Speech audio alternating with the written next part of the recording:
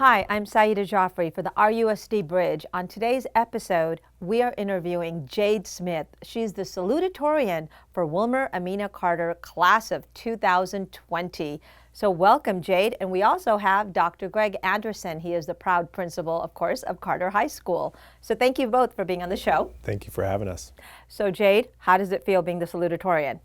It's pretty exciting. It is? Yeah, obviously. Did you think that you would ever be the Salutatorian in all your 3 years at Carter High School? Not really. Like, I planned on doing well in high school and trying my best. And I had spoke about it with my parents, but it was nice to actually get it. When did you find out, and who did you find out from? I found out in, I'm trying to think, like March. And I found out from Dr. Anderson. Your principal. Yeah, he came into my first period and embarrassed me in front of my class. How? What did he do? He called me to the front, and then he had me tell everybody my GPA, and then he told me that I was salutatorian. When he told you to come up front, what did you think? Was it because of the salutatorian, or you were thinking, am I in trouble, or what is this? What is Dr. Anderson doing? I kind of had an idea because they had called us in the day before to give us our GPA papers and all that. So yeah. Okay. Now, where did you grow up? I grew up in Rialto, well, a mix of Rialto and San Bernardino. Okay, and did you go to elementary school in Rialto Unified School District? Yeah, I Where? did. I went to elementary school at Trapp Elementary. Timberwolves. Yeah. A California distinguished school, no doubt. Yes. And then I went to Kolb Middle School. Kolb. Yeah. And then, of course, Carter High School. Yes. Wonderful. Dr. Anderson, she just kind of segued into this, so I have to ask you, what did you do? How did you do that? And what was it all about? Do you do this did you do it with the valedictorian and the salutatorian? We did it the same day. I think that it's important to recognize, oftentimes we don't do a great job, in my opinion, of recognizing our top achievers, so it's a big deal.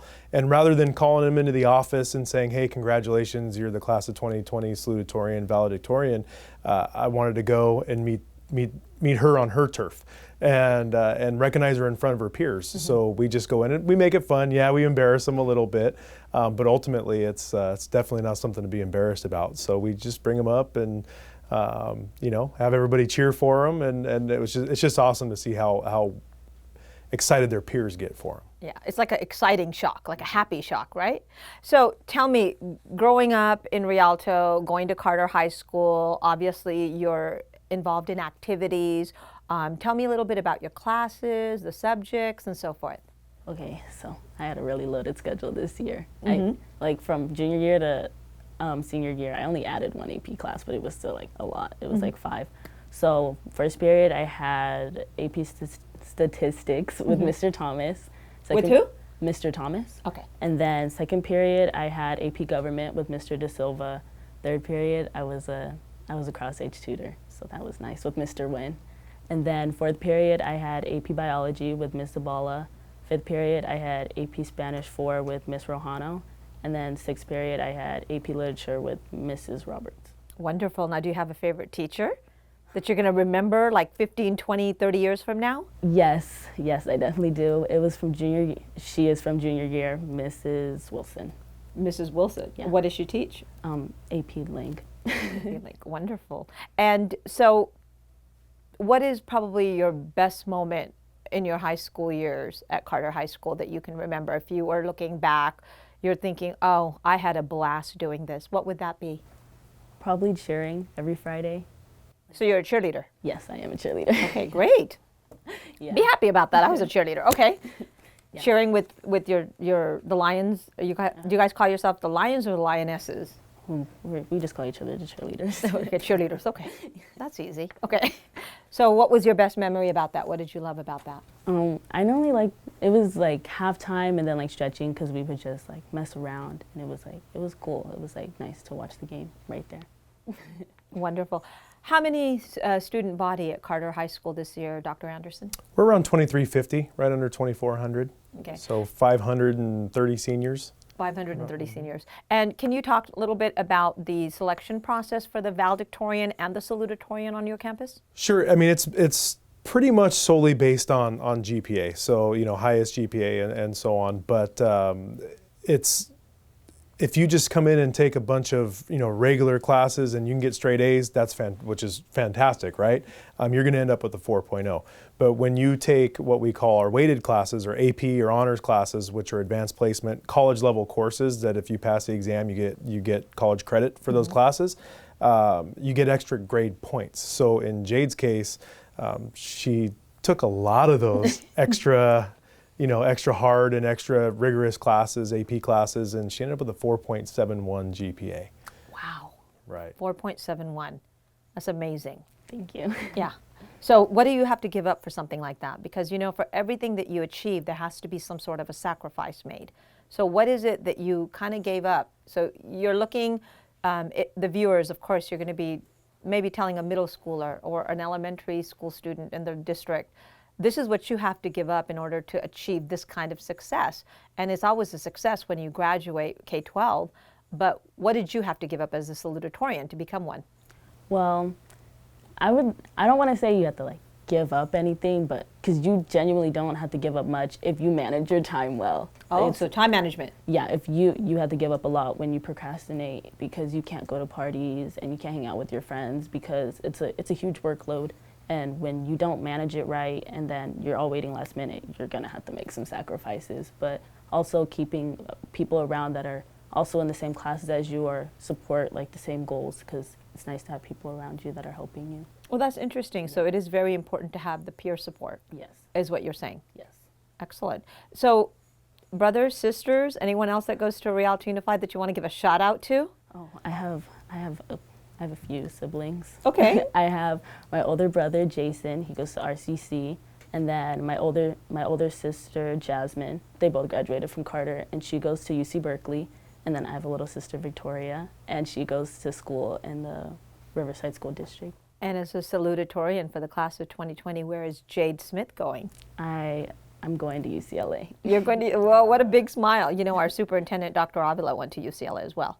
He's a graduate of SC and UCLA. A little confusing, but that's good, right? So talk to me about your parents, their names, and how influential were your mom and dad in you achieving this success? Well, my dad's name is Jason Smith, and he also grew up out here and went to school out here. And then my mom is Elizabeth Yin. She kept her last name, because, yeah. So what is it called? They've been very influential.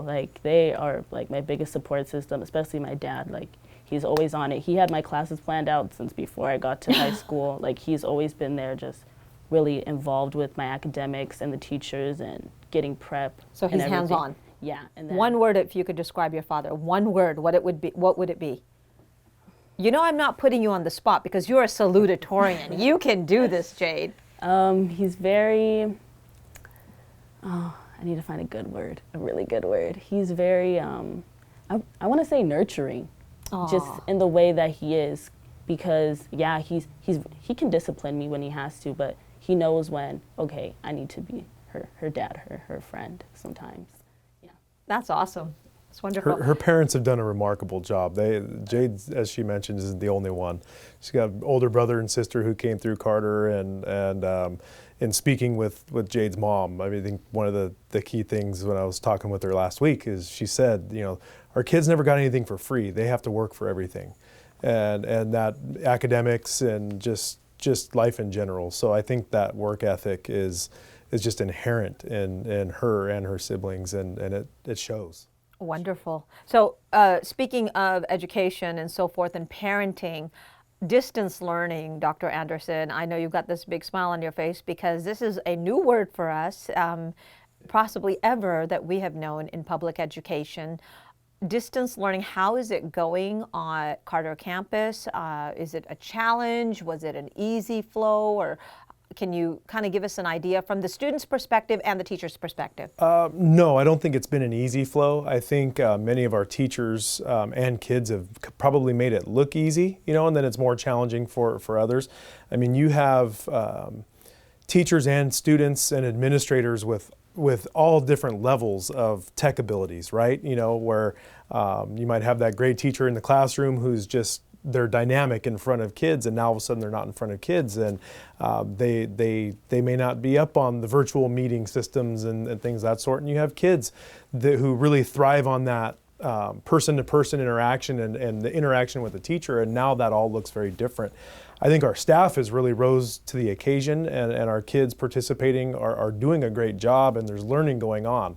I don't think there's any substitute for being in that classroom and getting that instruction, but everybody's really rose to the occasion, and it's going well. It's just a challenge. Every day is a challenge. I mean, we're learning how to, our jobs go on, right? And as a principal, there's still a school to run. It just looks different. As a teacher, there's still kids to teach, and there's content that needs to be taught.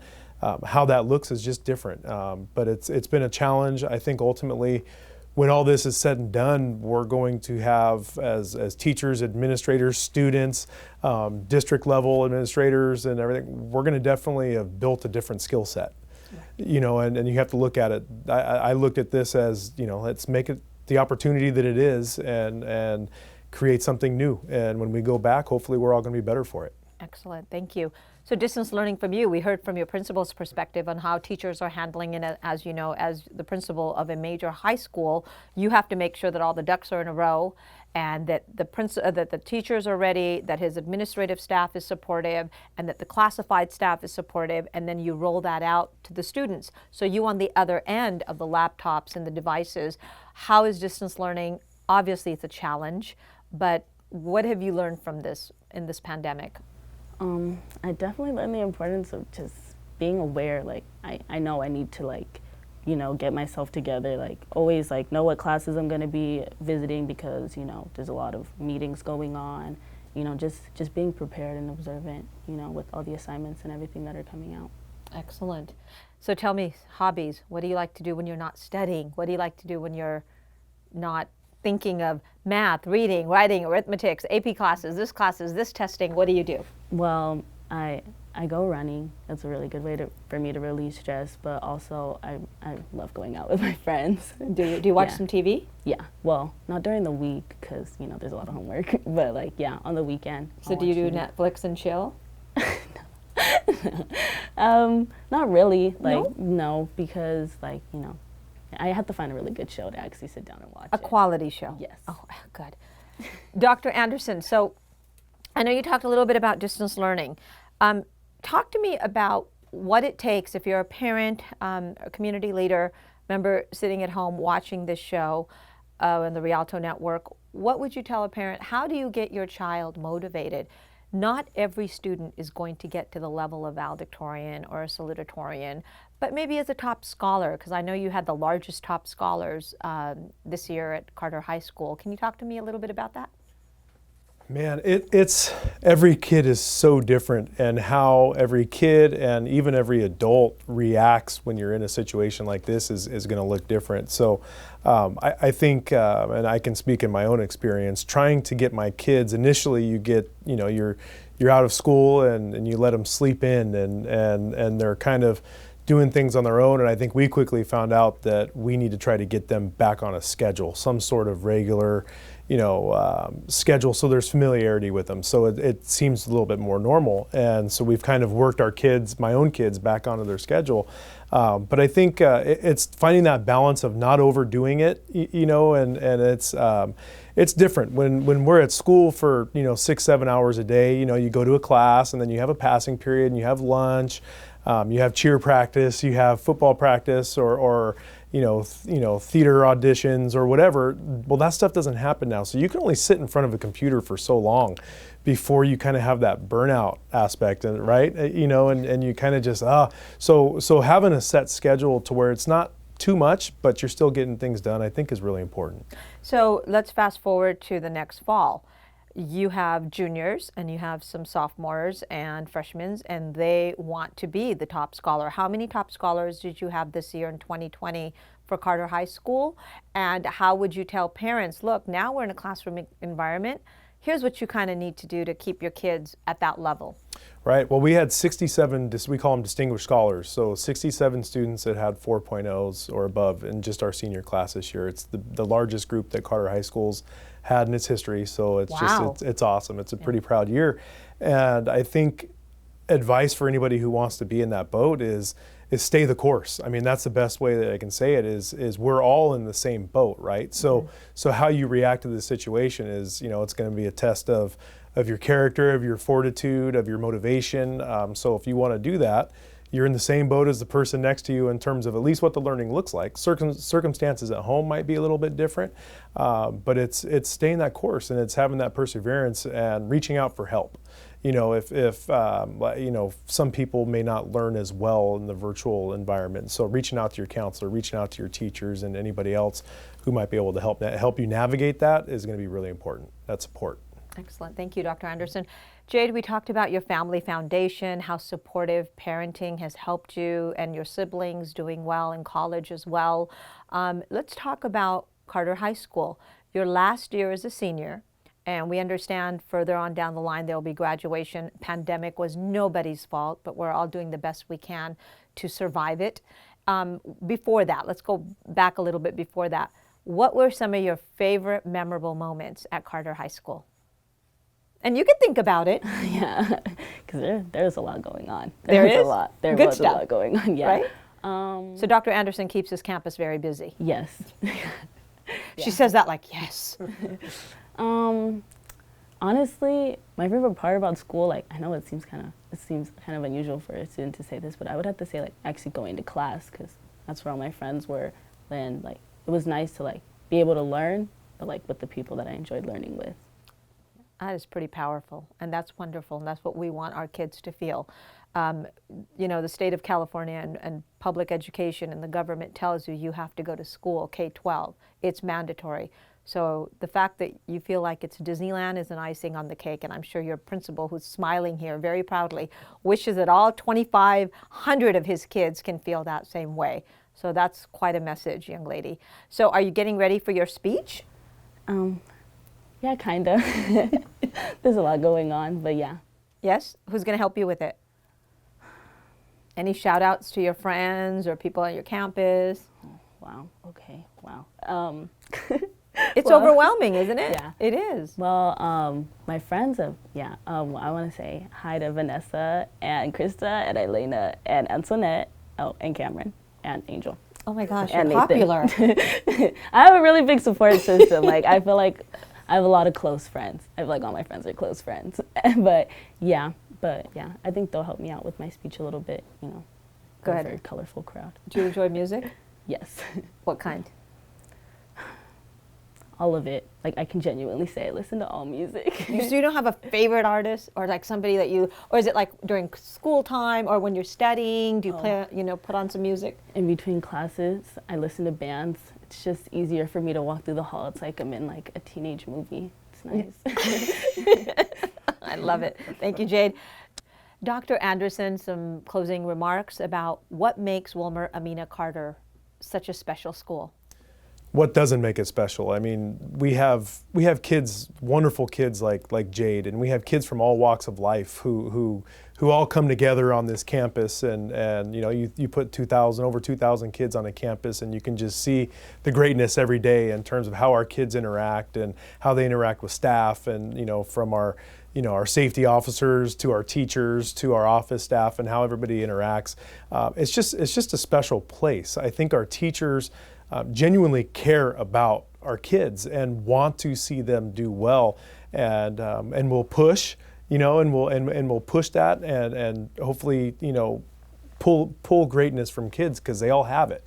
And it's our job to get that out, and I think that's what our teachers really focus on doing. And it's just, and then not to mention, the place just looks great. It's a newer school, it's been open for 15, 16 years, and it still looks great. And you walk in there, and it's just a beautiful place to be.